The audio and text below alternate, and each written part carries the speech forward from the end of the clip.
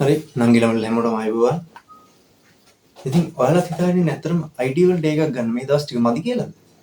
එහෙනම් ඇත්තටම ඔයා මොඩි.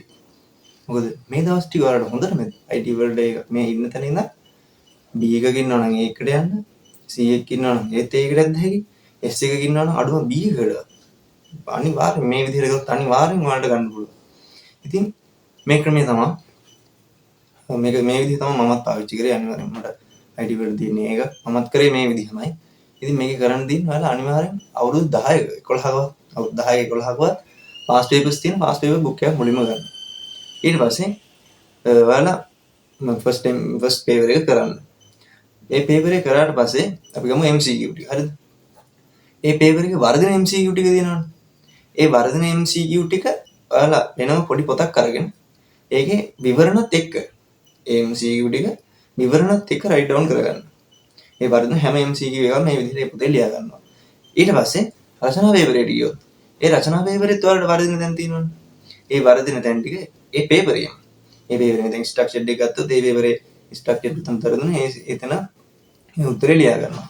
රචනා එකේ ගියොත් එතන කොතනද වැරදුනේ හරියට ප්‍රශ්නේ බලාගෙන අවධානයෙන් ලියා ගන්න ඕනේ. මොනවද වැරදිලා තියෙන්නේ?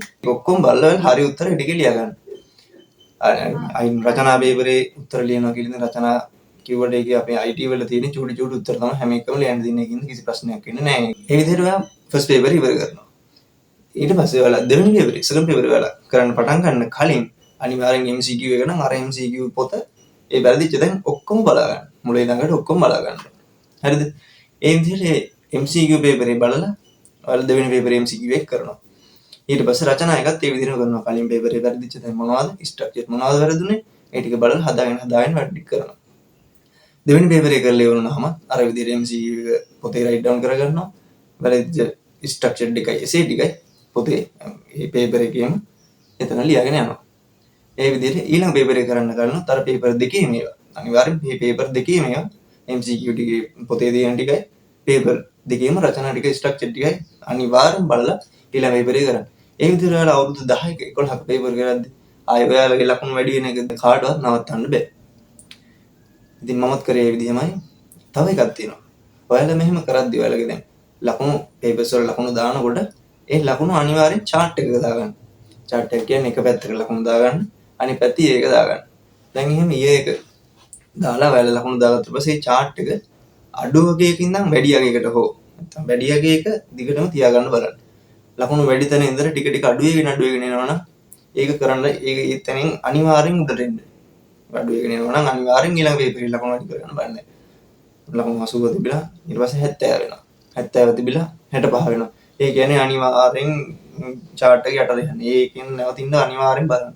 ඒ විදිහට chart එක උඩට ගන්න බැලුවොත් දිගටම ඔයාලගේ chart එක උඩට එනවා නම් නැත්නම් සම ලෙවල් එකක ඉන්නවා නම් සම ලෙවල් එක කියන්නේ සම ලෙවල් එකක ඉන්නවා නම් අඩු මේකකවත් ඉන්න ඕනේ. හරි නංගි. ඒක නිසා ඒ විදිහට chart එක දිගටම තියාගෙන යන්න බලන්න. ඒ විදිහට කරොත් ඔයාලා IT වලට ඒකක් ගන්න එක කාටවත් නවත්තන්න බෑ. ඉතින් මමත් කරේ ඔය විදිහම තමයි. ඔයාලත් කරලා බලන්න. මේ දින කාලේ කවුරු හරි කියනවා නම් මදි කියලා ගණන් ගන්න එපා. මොනවා කිව්වත් ගණන් ගන්න එපා. මේ දින කාලේ වලට හොඳටම ඇති. ඒකකට යන්න හොඳටම ඇති. B ඉන්නවා නම් C ඉන්නවා නම් ඒ කරගත්ත හැකි. S තියනවා නම් B වත් කරගත්ත හැකි. ෆේල් ඉන්නවා නම් ඒකට අඩුම C එකක්වත් දාගත්ත හැකි. මේ කියන දේ. අනිවාර්යෙන් try කරලා බලන්න. මේක වරදින්නේ නැහැ. මමත් කරේ මෙහෙමමයි. ඉතින් ඔයගොල්ලෝ බුදුසරණයි.